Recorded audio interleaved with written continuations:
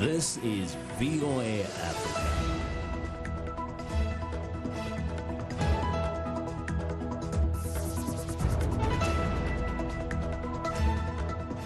Good evening and welcome. I'm Vincent McCory in for Hashtag the Award. It's Wednesday, August the 14th. This is Africa 54. Once a child prostitute, a former refugee inspires a computer programming teacher in Kenya. Why are Africa's recycling plants facing plastic shortages? We'll explain. And a Nigerian teenager follows his dream and builds an innovative mini excavator.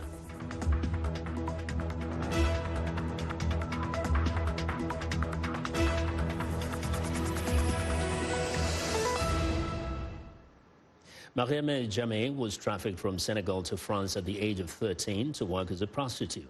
Later, she lived in a refugee center before making her way to Britain, where she became interested in computer programming. She became a success, and then she made it her mission to teach 1 million women and girls, including refugees, how to program by 2030. Ruud Elmendorp reports from Kakuma refugee camp in Kenya. Senegalese technologist Mariam Jameh is giving deprived communities a chance to dream big. So I wanted to just recap what we've learned. Jam's I Am the Code movement aims to teach 1 million women and girls, including refugees, how to program computers by 2030. The World Economic Forum's Young Global Leaders program brought it to Kenya's Kakuma refugee camp to teach and inspire others to overcome hardship, as she did. And at 13 years old, I was taken away from my country, Senegal, to France. So I really suffered as a young girl growing up in a street of France as a young prostitute. And at the age of 16, I was picked up by the French police under the tube station and sent to a refuge center where I grew up. And then I ended up in the UK when I was 18. In Britain, Jameh taught herself computer programming at the library, driven by a love for math and science. And now she wants to help girl refugees, as she once was. So I really understand what the refugee girls are going through, dreaming, not having enough, suffering from loss and pain and difficulties. I understand where they're coming from. And that's why always people ask me, where this passion coming from? It's coming from there because I understand them. I've been there as a child like them. Kakuma is in northeast Kenya and has over 180,000 refugees, mostly those who fled war and poverty in South Sudan. I Am the Code is African-led and challenges girls to look to the future and countries where women have only a fraction of technology jobs. I Am the Code will really help me because it will equip me with skills that will help me to compete with other communities and other counties because it will give me skills in technology. So that is really very helpful. There is still a long way to go to reach Jam's goal, to teach 1 million women and girls computer programming. But since 2011, I Am the Code has trained thousands of women and girls.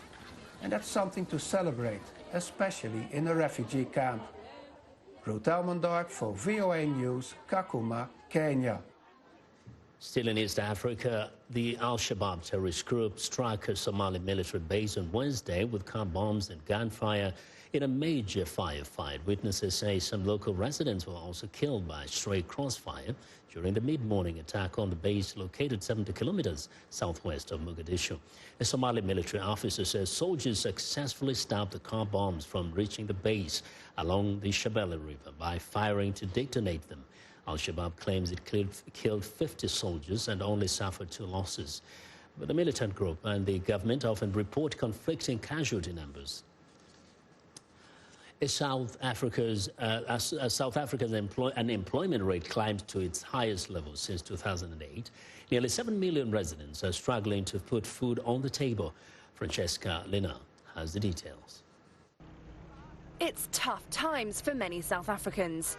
Jobs are hard to come by, bills are climbing, government grants don't cover the basics. Sometimes my students anginakho ukuthi bathengele ukudla just because of I don't have money to buy them food. So it's painful. I mean, I'm the only sole breadwinner at the age of 30. Or else it's traumatic. I'm looking after two 21-year-olds and a 1-year-old. And, well, the house chores, and without an income, it's not easy. Like I say, certain things, they get emotionally exhausted. Last week, data showed the unemployment rate jumped to its highest since the global financial crisis a decade ago. President Cyril Ramaphosa has called youth unemployment a national crisis. Around 4 out of 10 young people do not have a job, according to the government agency Stats SA. And job cuts across a host of sectors are set to continue into the next few years. Dr. Tabi Leoka, an economic analyst based in Johannesburg, says the problem is that South Africa's high labour-absorbing sectors like agriculture, mining and manufacturing have not been prioritised enough. So I think South Africa has been growing structurally like a developed country. So the sectors that have been growing fast have been sectors like the finance sector, construction sectors, and these sectors belong to the non-tradable sectors. So these are sectors that cannot be traded and we can't get revenues from them. But with a flagging economy and a large-scale power crisis, many analysts say it will be difficult to create jobs and doubt the government can achieve its target of 100,000 new ones. Francesca Lina of Reuters with that report. Luciluo Mingwe has invested in a $44 million plastic recycling factory in Nairobi. But plant's machines are idle because she can't get enough recyclable waste. A sea of crumpled bottles spills across the courtyard of Luciluo Ming's $44 million plastic recycling factory that opened in Nairobi in April. It's one of several regional initiatives to tackle the world's spiraling plastic waste crisis. Ming was invested in this plant, hoping to cash in by creating low-cost textile fibers from the plastic. But most of the time, her machines are idle. She can't get enough plastic to recycle because the waste just isn't being collected. So the plant is running at a 1/3 capacity. If we not enough material, our business is supposed to lose because we have master workers, we have electrician, also have workers, anything we must pay them, and also rent this place. Many African nations are struggling to recycle, and poor recyclable waste collection lies at the heart of the problem. Like many developing nations, Kenya has no recycling infrastructure. Private companies dispose of household rubbish. Waste pickers scavenge through trash bags outside homes and stinking mounds of refuse at dumps to recover the type of plastic that Mingwe's factory needs. Companies like Coca-Cola and Unilever founded Petco Kenya to subsidize the collection of polythene tetraplatelate, plastic commonly used in drinks bottles, because the margins are too low. Under pressure from governments and environmentalists, Coca-Cola, Nestle, Unilever and Diageo formed an African Plastic Recycling Alliance in March. In Ghana, 8 beverage companies started the Gripe Recycling Initiative and are courting a Canadian company to set up a factory producing textile fibers. The factory needs 4,000 tons of plastic waste annually, but right now, the 18-month-old pilot project only collects 1,200 tons a year. We've seen investor interest in Ghana, right? Right now, there's a Canadian investor who's looking at putting up a recycling plant for PET, for plastics in Ghana. And with that, the investor wants a certain amount of plastic that has to be collected per year so that they can guarantee the investment in Ghana. Currently, they are based in Canada, and they export the plastic from Ghana to Canada.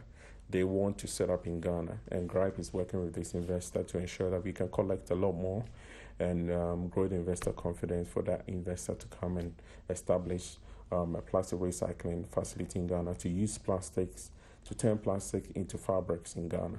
Consumer brands Coca-Cola, Unilever and Nestle are among the world's biggest producers of plastic trash, according to an October 2018 Greenpeace report. Global policy experts say Africa's low rate of plastic collection could be transformed if customers pay a deposit refunded when plastic bottles are returned. African countries such as Kenya and Rwanda have already banned plastic bags. Now lawmakers are looking at other plastic pollution. Environmentalists want companies to be legally responsible for collecting their waste and single-use plastic to be phased out. In 2015, the world adopted the Sustainable Development Goals. There are 17 goals that center around improving health, welfare, and the environment by 2030. For more than 5 decades, the African Development Bank has endeavored to promote economic and social progress on the African continent. Charles Boama, Senior Vice President of the bank, explains how it supports African countries toward achieving the development goals. We've recently defined 5 areas that we have identified as our operational priorities. And these are basically energy, what we call Light Up and Power Africa, agriculture, which is Feed Africa and going through the entire value chain, the industrialization of Africa, integrating Africa, and of course, one that we call improving the quality of lives of Africans, which is of course related to the first 4 that I've talked about. And that also talks about the skills and so forth necessary for Africans to be useful, to play the rightful role in the future workplace. But through these operational priorities, essentially, if you look at every single one of them, what we're trying to do is essentially help Africa and African countries achieve the Sustainable Development Goals. So there's a very direct link between these operational priorities and the SDGs. For each country, we agree with the country on the areas that the bank will intervene, let's put it that way, okay? And we do that through the country strategy. So each country has a country strategy. And in doing so, we also look at all the other partners in the space or in the country. And the bank essentially defines areas where we have a comparative advantage, where we can. So in a particular country, it may very well be just working with them to improve the governance in the country. Because one thing that we know is that between strong leadership and strong governance, which are of course interrelated, you can go very far. And so for some countries, it's really working on building the institutions. For some countries, it's actually helping to make the investment climate more attractive to the private sector. Because if you take our resource, it's not really the volume of our resources necessarily, because the needs of African countries are huge. And what we can provide, what the World Bank can provide, what other development partners can provide is bilateral partners. It's a fraction of the needs. And so what is critically important is that we work with these countries to improve the climate so that the private sector and other sources of capital can come in. That was Charles Boama, Senior Vice President of the African Development Bank. We are excited to hear what you think about Africa 54. Join the discussion on Facebook. The address is Africa 54. We're also streaming our broadcast live on Facebook. Please watch and share our show with your friends. Also check out our headlines 24/7 on voaafrica.com. Still to come, a young Nigerian innovator's ingenious excavator.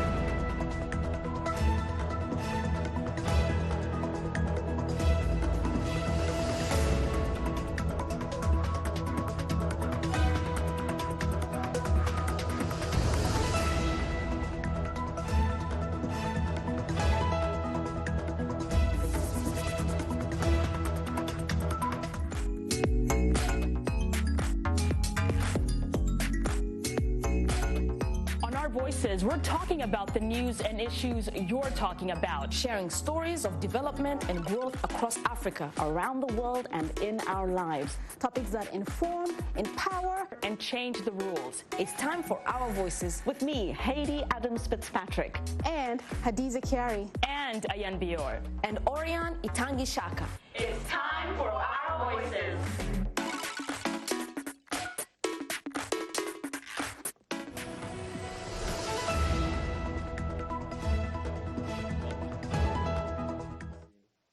Clara Frank, and here's what's trending.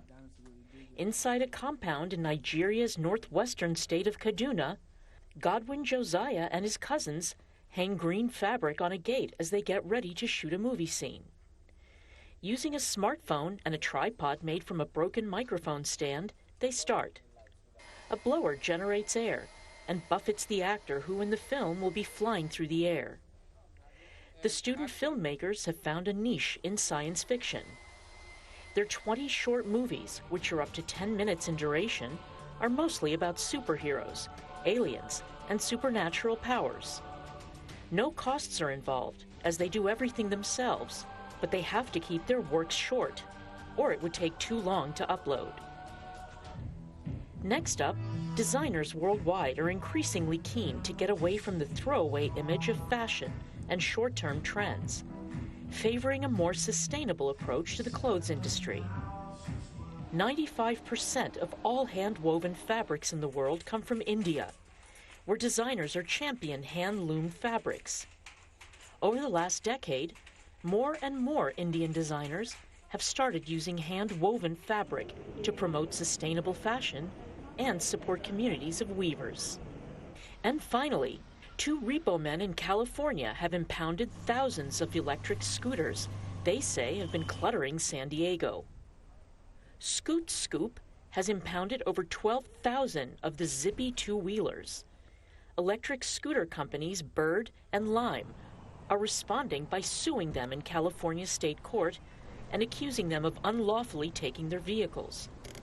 Cities in the U.S. and Europe are struggling with how to regulate the scooters, amid complaints from some residents and businesses that they clutter sidewalks when parked and endanger pedestrians when driven. And that's what's trending today.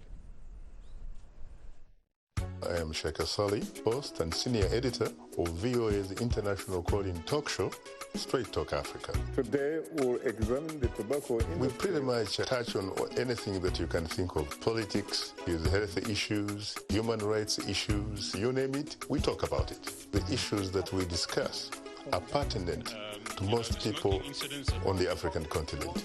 A very, very rare and unique opportunity to interact with their leaders.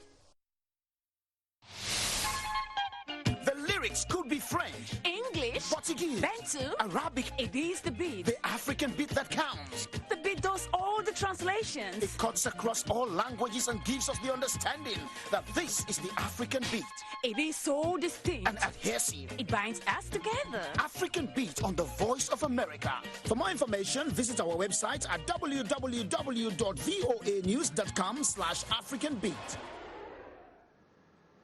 U.S. President Donald Trump has attacked China's trade and financial policies, but refused to criticize Beijing's pressure on Hong Kong. During a speech Tuesday in Pittsburgh, Trump said China has manipulated the World Trade Organization and the Chinese currency to its advantage. But he says tensions between Beijing and Hong Kong should be resolved between them. VOA's Sladitsa Hoke has more. Protests at the Hong Kong airport turned violent Tuesday as demonstrators clashed with police, disrupting air travel. President Trump called it a tough situation and expressed hope that all will end well. The Hong Kong thing is a very tough situation, very tough. We'll see what happens, but I'm sure it'll work out. I hope it works out for everybody, including China, by the way. Earlier Tuesday, Trump said he learned that Beijing deployed troops to the border with Hong Kong and called on everyone to stay calm and safe, but he refused to take a stance on the controversial bill, which would allow the extradition of criminal suspects to mainland China. Opponents see the bill as giving Beijing a free hand in capturing dissidents and further encroaching on Hong Kong's democracy. Millions have been rallying against it since June. But on the subject of trade and economy, Trump took several jabs at China on Tuesday. China made themselves, they did a good job, but they ripped off our country for years. And with our money and World Trade Organization backing, and then they took advantage of the rules of the World Trade Organization, and I'm being nice when I say took advantage. Trump also accused China of manipulating its currency, which Beijing denies. Some analysts support China's claim. Objectively speaking, China hasn't manipulated the exchange rate. As the International Monetary Fund pointed out in its recent year's reports, the Chinese yuan exchange rate is consistent with China's economy. So it's completely wrong that U.S. President Donald Trump says China increases its competitiveness by devaluating the yuan. Trump said the United States has made billions of dollars by imposing tariffs on Chinese imports.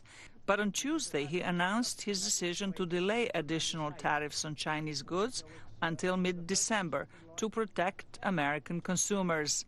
Zlarica Hoke, VOA News, Washington.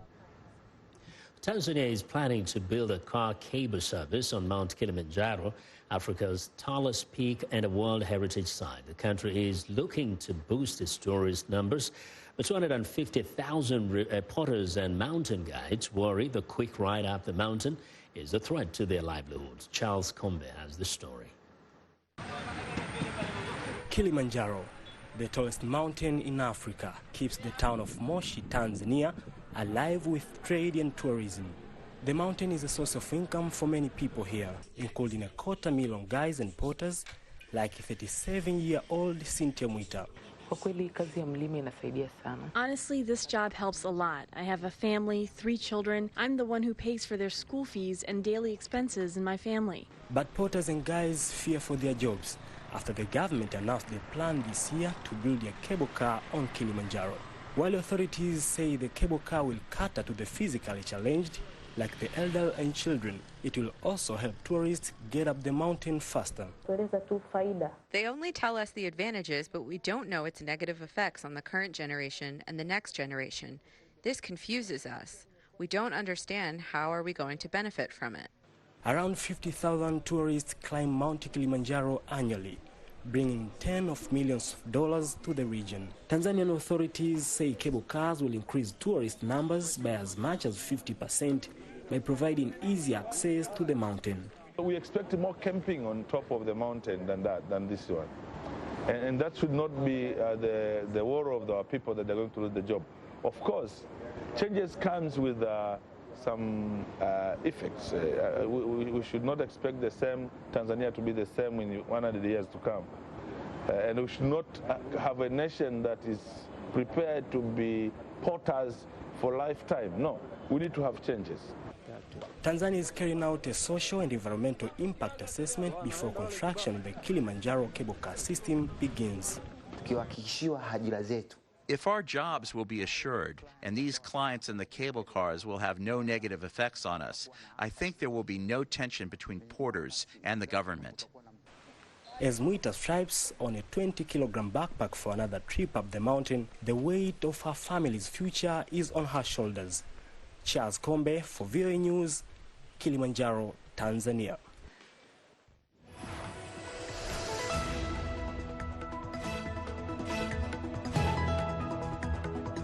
Well, it's time for our technology segment, and joining us now is tech reporter Paul Ndio. Hello, Ndio.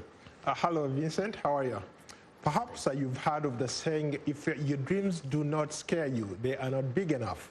Well, that doesn't apply to 15-year-old Hope Emmanuel Frank, a self-taught mechanical engineer who dreamt once of building his own excavator, and now he's done it.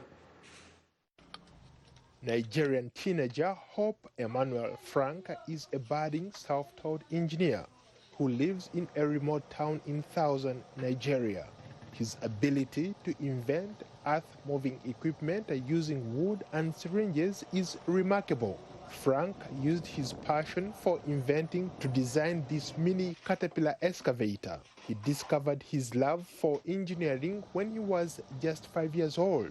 Frank manually controls his excavator using syringes, plungers, and wires as hydraulics to get his homemade machine to scoop sand and dump sand. I like creation. I like people who are inventors. So I did the Untitled practical because from what I know, they say that inventors tried for many times and still failed. I did that, but I still failed. I did this for 1 year before I succeeded it. Frank's latest invention has made him a mini celebrity in his neighborhood. and it's paying off as a sign of their support. They tell me about this small boy. Say he's trying to fix the excavator. Something that I see for Europe, that I come see here. So I'm very, very grateful. I'm happy about this small boy. Frank wants to study engineering, but he lacks the necessary funds, and there is no college or university nearby where he can study to realize his dreams. But despite the challenges, he remains optimistic. The materials here, you don't have such DC here in Akwa Ibom State, so you need to import it, create your account online to import the materials here. So my biggest challenge is money. Hope Frank's mini excavator isn't ready for prime time just yet, but he believes with the right support and opportunity, he can become one of Africa's greatest innovators, and his dream can one day become a reality. Getting around in a wheelchair takes some maneuvering, but Willie makes it easy as raising your eyebrows. VOA Tina Trina has more.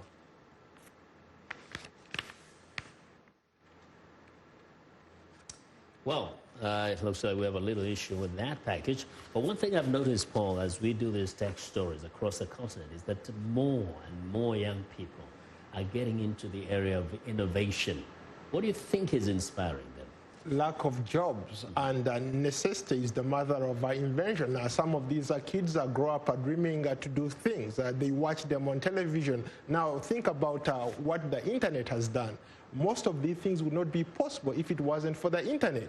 A lot of kids see this, maybe it's been done somewhere else by some other kid, and they want to do exactly the same thing. So that's how much of an impact the internet has had on the continent. Yeah, another thing I think we find is very telling about the challenge African kids face is like this kid from Nigeria who has no financial means. Perhaps he's not in some kind of expensive tech school, but he has already managed to innovate, which means if he had the means, what is the limit for him?